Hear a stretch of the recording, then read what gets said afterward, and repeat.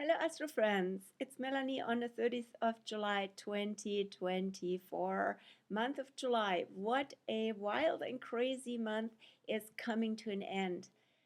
This Astro Weather is for this week until the 4th of August, which will be also the Leo New Moon Day. So in other words, these are the last days of the lunar cycle before the Leo new moon. We are still in the outflowing phase of the Cancer new moon. That's important because the Cancer new moon was on July 5th, the day of US Independence Day. And this month, ever since, has been super relevant for the US, also for Canada, because it was also after the Canada Day of July 1st. But since both countries had their birthday before the new moon, Cancer new moon on the 5th, they were in the waning and in the dark moon phase at the time, right? So the new moon also shows where things have been unraveling for both countries and also where new energy is coming in to, from the Cancer side, bring people more together and have the sense of belonging to a shared home and shared country. So a lot of that what has happened since has not been supportive of that and has not made the population feel more safe and more coherent and belonging. So it also shows us that on a bigger scale, there's a big unraveling going on as we're in a change of eras from the Pisces age to the Aquarius age.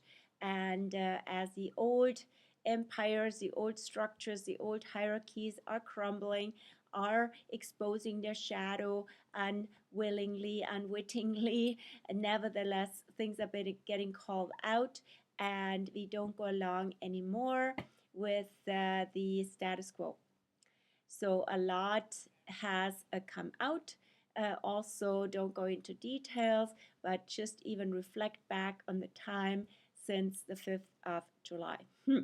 So this lunar cycle is now coming to a close, and lots of emotions have been stirred up, lots of themes around, so what is our tribe without going into old tribal limitations, right?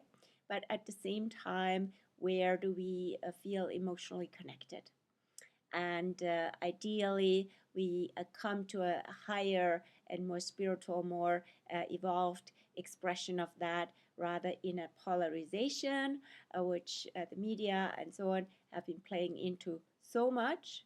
Rather, so not we are not, in an association versus the other, but we are actually all humans, all part of the human family, and how can we lead by example and bring us to a more evolved way of being by showing that in our own lives, right? So yeah, anyway, lots of chaos has happened since, and especially through information also, because information now is so easily, readily available, and so many voices, so many opinions are out, so many diverging pictures, right? And we are coming here soon with the new moon phase that starts on the 4th, opens that new moon phase until the Virgo new moon. And in that phase will be a really critical alignment for the first time. There will be another one of that.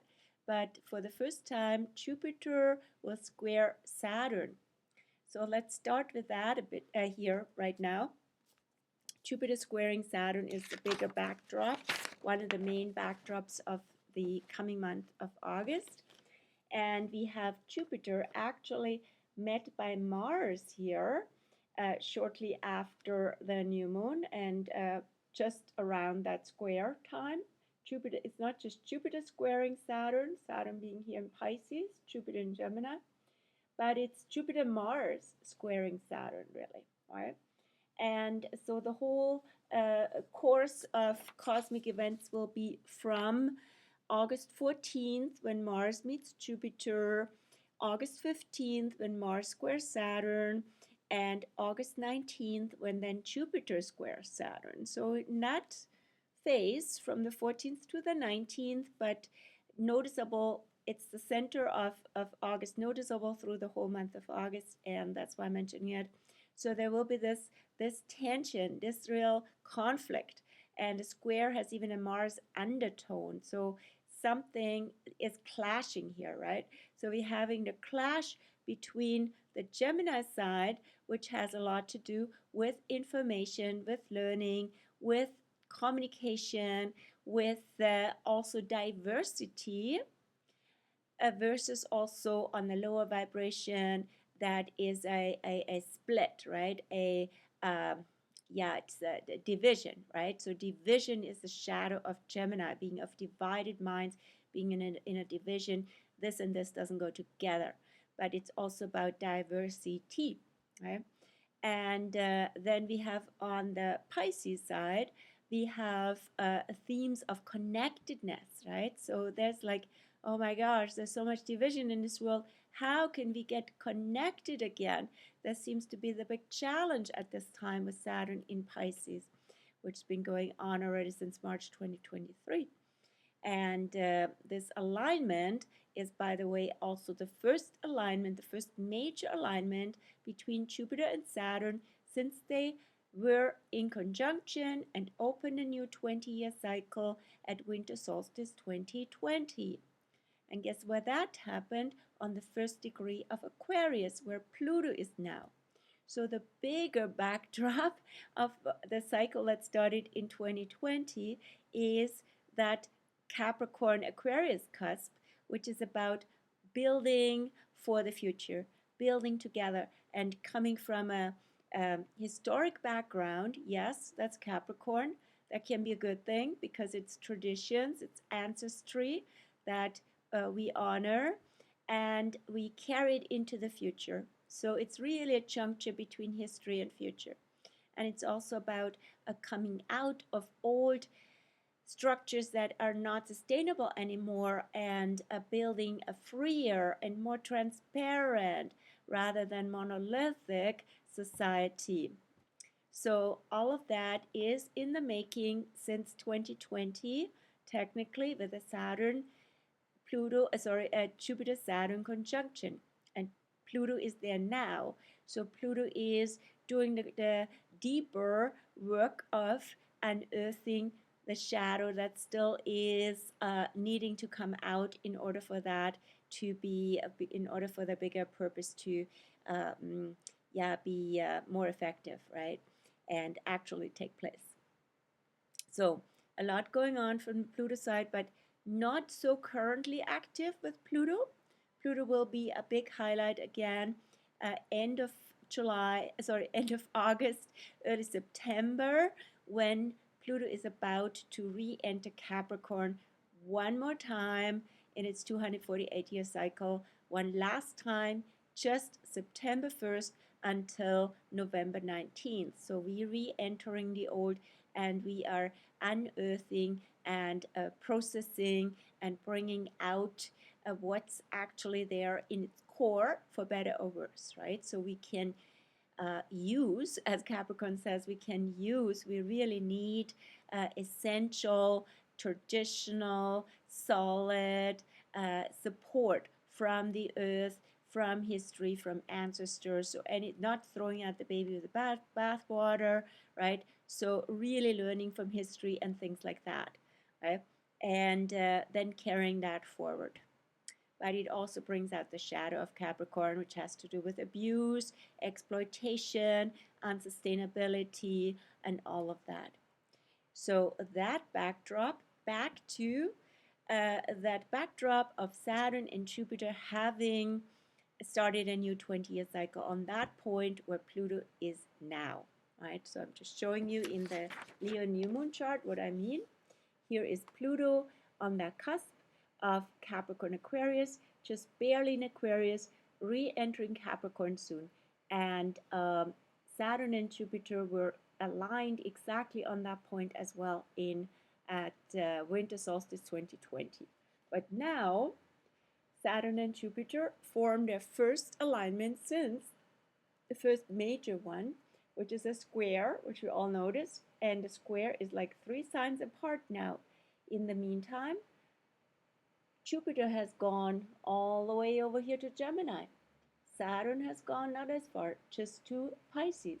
And now they formed this square alignment of 90-degree angle, 3 signs apart. And as I said, it's not just Jupiter, there's also Mars with it, right? That's what I meant with that.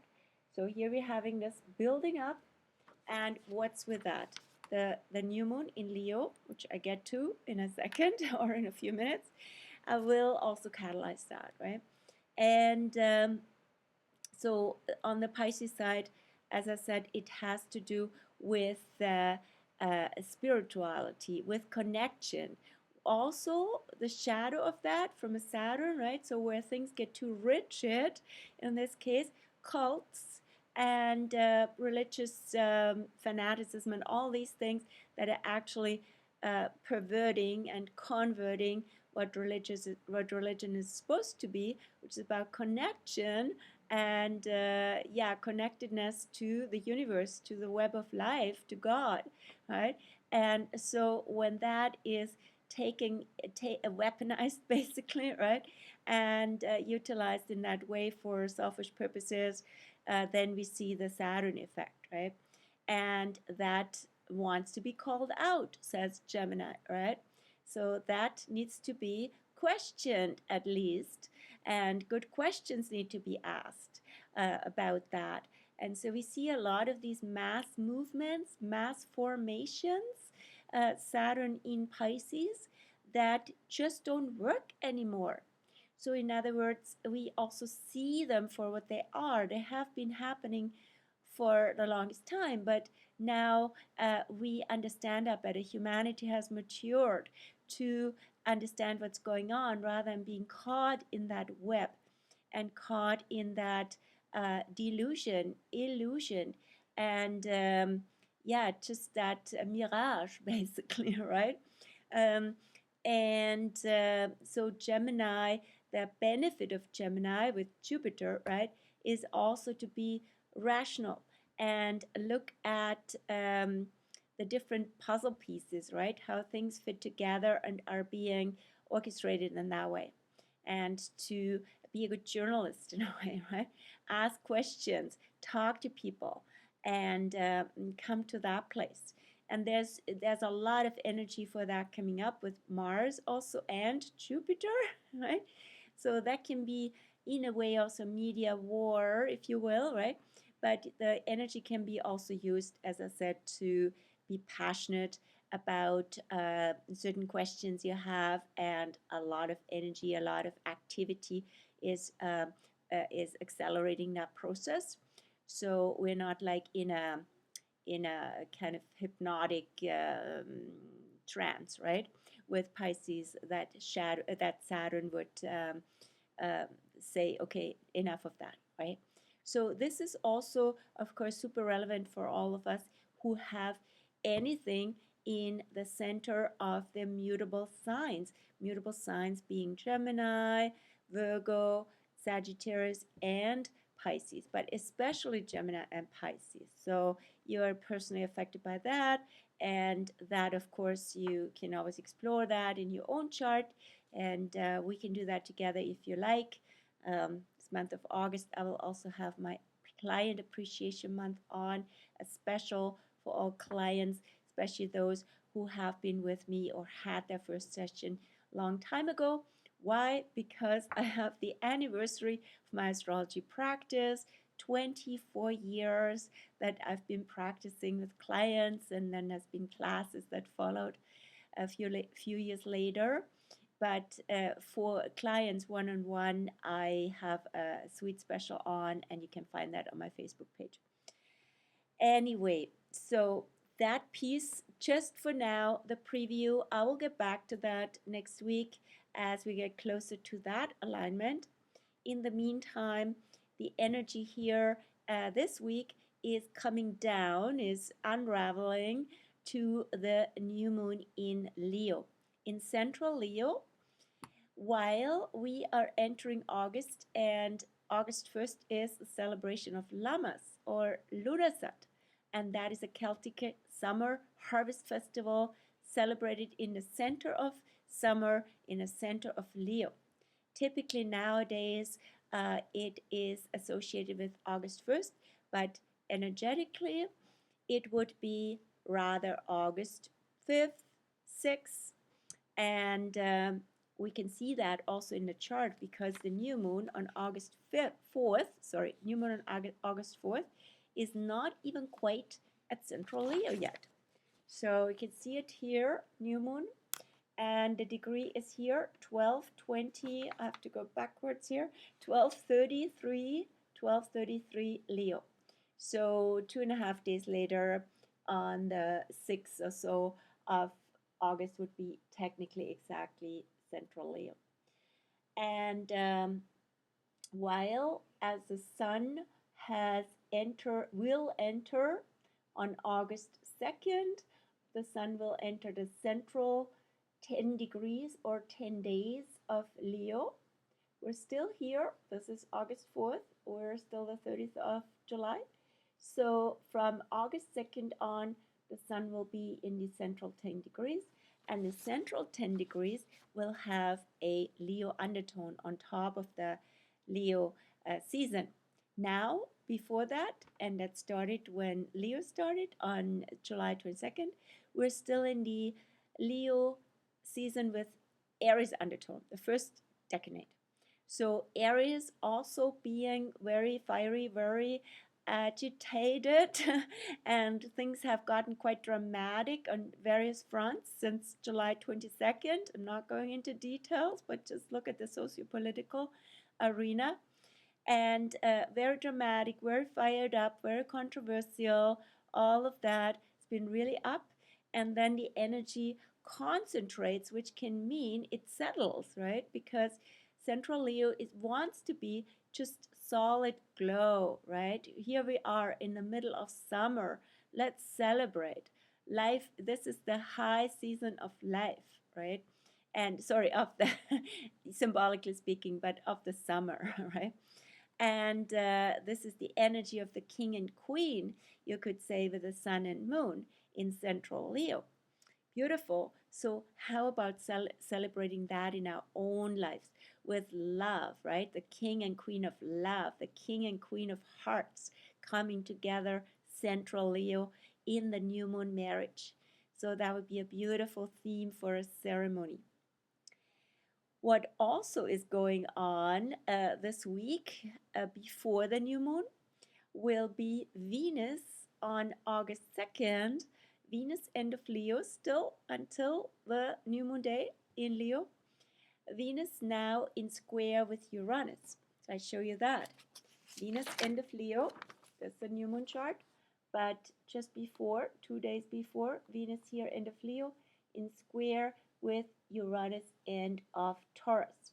So that itself is quite a, how to say, like a provocative statement, right? That can be around anything attractive, art, show, right?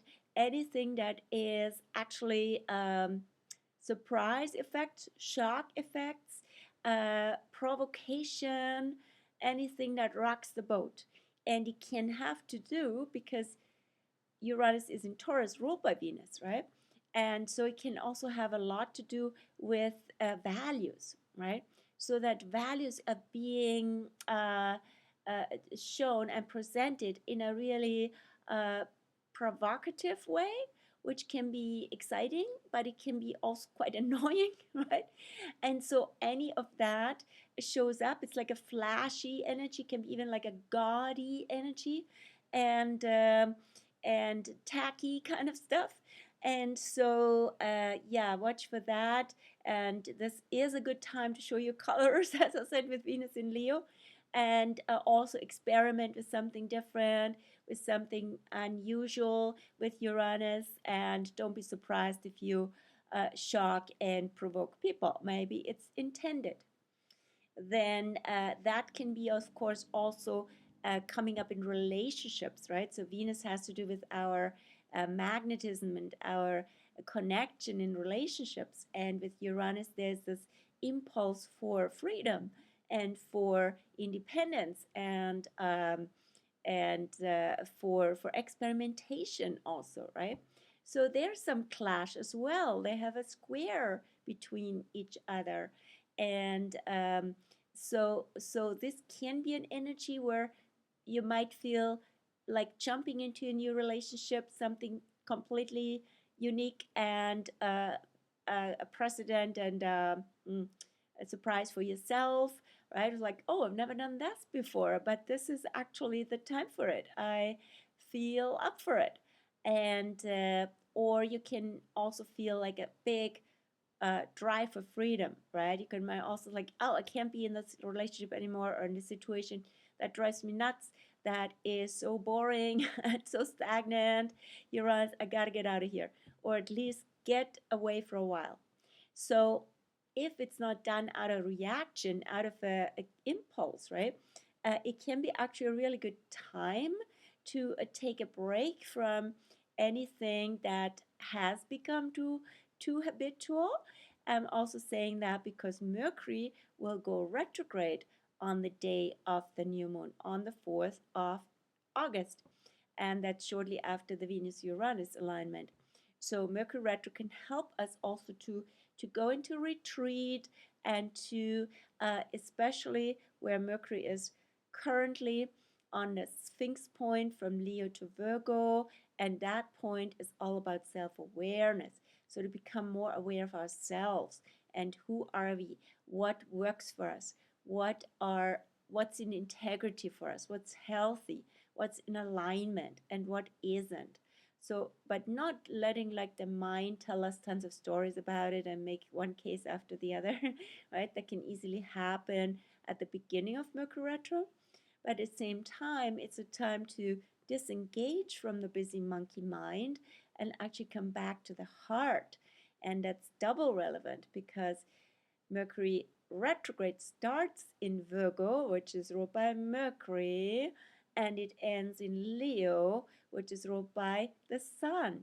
And so it is all about the mind and the heart, right? And so that process is also in the making, as Mercury is already in pre-retro storm since the 27th, since last weekend. Mercury is in the slowing down, preparing for U-turn mode before going retro, and that is a phase where already an adjustment is in the making. You might notice it that things don't, you know, land and communicate as intended, but that doesn't matter because it's not so much about the message, but more about the meaning and the context and the subtext rather than the content. It's about a meta level. What I mean by that is basically what is, as we're talking, as we're communicating, as things are being exchanged, what is actually going on a bigger umbrella here, right? And can we even observe the mind and not be the mind and having all these mental wheels having a life of their own, right? Especially nowadays with so much media influence and so on, and stepping away from all that. And as I said at the very beginning, when I started talking about Mercury retro after the Venus Uranus thing, so it could be a good time to disengage, take a media or even relationship fast, and find yourself, right? All about the Sphinx point being crossed 3 times from Mercury in this phase. The first time happened when it entered Virgo for the first time, which was on the 25th last week. And then it goes back to Leo from Virgo on the 14th of August, and then goes forward again from Leo after the retro phase into Virgo on September the 8th. So Sphinx point again, right? So bringing also our love into service. And then in retro mode, are situations and self-serving, or what or whom do they serve, right? You can have that also in the public arena, right? If something looks like it's just a mess, it's not working, it's not really very functional in any public situation. Because at whom or what does this serve, and what's the ego involvement on a bigger scale here, right? That would be the Leo side. So the show effect, right? Or maybe it's all a stage and it's all a distraction, right? That can also be the case, right? There's just something going on stage while there's something going on a deeper level, right? So, yeah. And guess that's almost it for this week. I just would like to go quickly through the lunar signs of the week. So we have now the moon in Gemini since yesterday, Monday afternoon, today, all day Tuesday in Gemini, and Wednesday until Wednesday evening. All right, quite a long phase of moon in Gemini because framed by two daytimes. And that's a good phase for anything requiring communication, writing. So I've had a really good time with that yesterday and continued today with clients, with writing, with friends. There's a lot going on, and we can learn so much from each other, right? And then the moon goes into Cancer in her own abode of Cancer, and the mental energy shifts into the emotional energy. That will be then preparing already for the dark moon before the new moon on the 4th. The moon will be in Cancer from the evening of tomorrow, the 23rd on, all day August 1st, and all day August 2nd until the early morning of August 3rd. So moon in Cancer in the last waning phase before new moon almost, is also an unraveling, a wrapping up of this lunar phase, as I mentioned at the very beginning, that we are still in. We're still in at the end of the Cancer new moon, which started on July 5th. So now a lot is coming down, so to say, from that, and we can feel into it. It would be a wonderful time, any end of a lunar phase, to reflect and maybe journal or share otherwise what this phase has been about for you, and what has it brought regarding your sense of home, regarding your sense of belonging. You got have your needs and being met, and do you feel safe in the world? Are you nurtured? Are you nurturing? All these Cancer qualities, right? And gentleness, of course, and care. Then the moon goes into Leo on Saturday, the 3rd in the morning. So it will be a Leo moon weekend, 3rd and 4th, with the new moon on the 4th in the morning at 4:13 a.m. Pacific. Lots of Leo energy, but also at the same time dark to new moon. So it is kind of subdued, although Leo always brings in vibrancy, color, sun, summer, expression, colors, as said, art, all of that. But at the same time, also a letting go of certain qualities of that are maybe too self-focused, right? And that would correspond also with Mercury going retrograde and going back to Leo, right?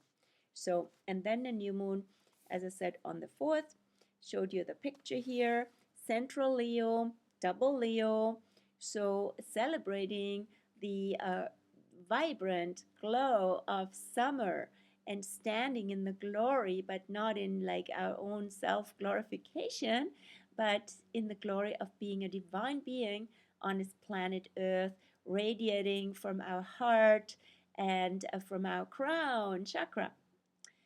So, and every new moon, of course, is a union of sun and moon. It's also a union of the yin and yang, and bringing that together in ourselves rather than having it split, as sometimes happens with Gemini. But Gemini also is the alchemist, of polarities. So you can combine those pieces and it goes really well. The new moon in Leo goes really well together with Gemini, has a sextile here. So bring these different parts together, and the fusion, the alchemy always happens in the heart, of course. Then we have also on August 4th, it's quite a concentration on that, actually concentration August 2nd, right, with Venus, Uranus, and August 4th. And then August 4th, yes, Mercury goes retrograde until August 28th and back from early Virgo to Leo. So again, watching the mind, being mindful rather than having the mind so full or being so full of ourselves, and letting the mind go to the back seat, not always being in a driver's seat, watching for miracles, synchronicities, communication, missing pieces that otherwise have not come out. So making room for that, right? Not having the mind too full that there's no space for that, right? And listening also to the messages within. Then on the same day, on August 4th, is also when Venus leaves Leo on the Leo new moon day. Venus goes into Virgo that day until August 29th, almost the same period of time, just one day off of Mercury retrograde. Venus will be in Virgo. And so that is a shift as well from what I would like to call the queen to the priestess.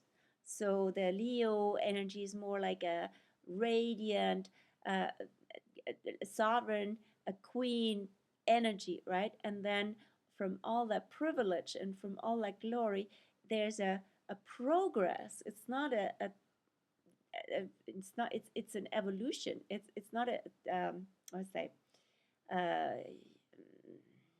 it's not undoing something. It actually is an evolution to the priestess. So why? Because now these gifts, these special gifts we have, the special position we might have from a Leo side, we want to bring them into service.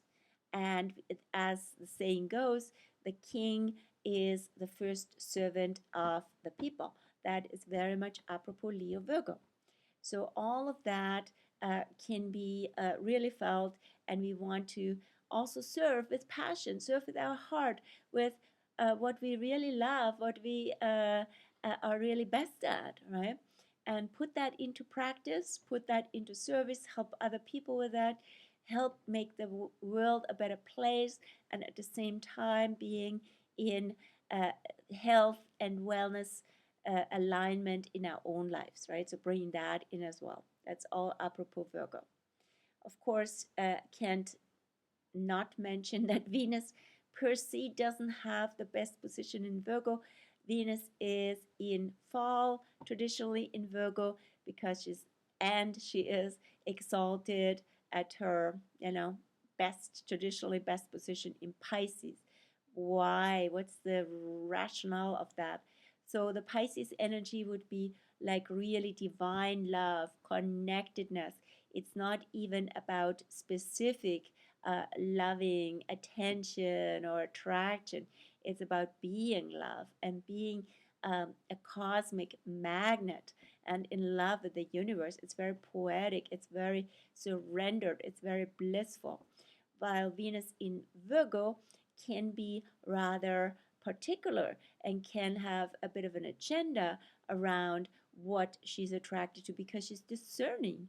And discerning can, with Venus, go a little bit too far because it's that, this picking and choosing, right?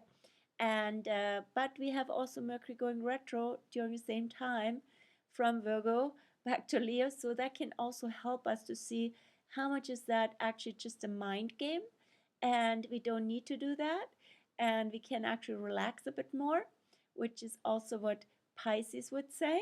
Saturn and Neptune there opposing, or Virgo opposing Saturn, Neptune. So that will play out soon as we're coming to the second half of August and early September when we have Virgo Pisces polarities. But we're not quite there yet. And yeah, the most recent news also I want to close on, and that's definitely still super um, radiating into this time, is Chiron. Sorry, Chiron in Aries has just gone retrograde on the 26th of July. So Chiron goes retrograde once a year, direct once a year, and typically goes retrograde these days, July till December. Also at this point, late July till late December. What's the Chiron retro phase? Chiron in Aries being the wounded warrior. I just had a session this morning with somebody who has her Chiron return this year, or last year she had it, it's still active. And Chiron has a 50-year cycle. So if you are 50 years old, you have your Chiron return either already happening or about to. It's approximately 50 years. So at age 50, something comes full circle that can have to do, especially from the Aries perspective of this Chiron, can have to do with early wounds, with wounds early in life, even as a newborn and as a baby. That's very Aries. And it's all about how something started and for you to start something new. Is it difficult to start?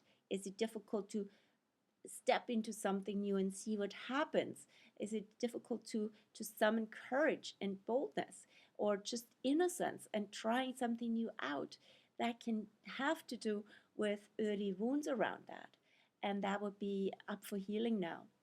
And also to find a medicine through that. The medicine of Aries, of course, is authenticity, is courage, is showing up for yourself. This is your life. Or also as yourself, right? Not being fake. That's also what the North Node in Aries says now, while the South Node is in Leo. In Libra. South Node in Libra, North Node in Aries. So that encourages us literally to also be authentic and to show up and to be ourselves, and not being so hesitant to see, oh, who likes us? That might be not so agreeable if I say this or show up in that way. So rather be you. This is your life. Very apropos Chiron here. And yep, I'd like to close on this note. And yeah, if you're interested in more video astro news, hit the subscribe button, as I say, and I see you again next week, because I'll post those once a week at the beginning of the week, and you can find more about it. Of course, also if you want to read things up, also on my Facebook page, also linked below, and on my blog. And again, on the blog, individual articles are there, one specifically for the new moon coming, one coming, haven't written that yet, so busy, one coming for Chiron in Aries going retrograde, and so on. So there's lots of material, lots of resources, and I'm available for sessions. I got you covered, and let me know if you'd like to um, take it deeper and actually do an astrology session, which we can do online or in person here in Victoria. I wish you a beautiful week, and you can see me again next week. And happy new August soon. Bye.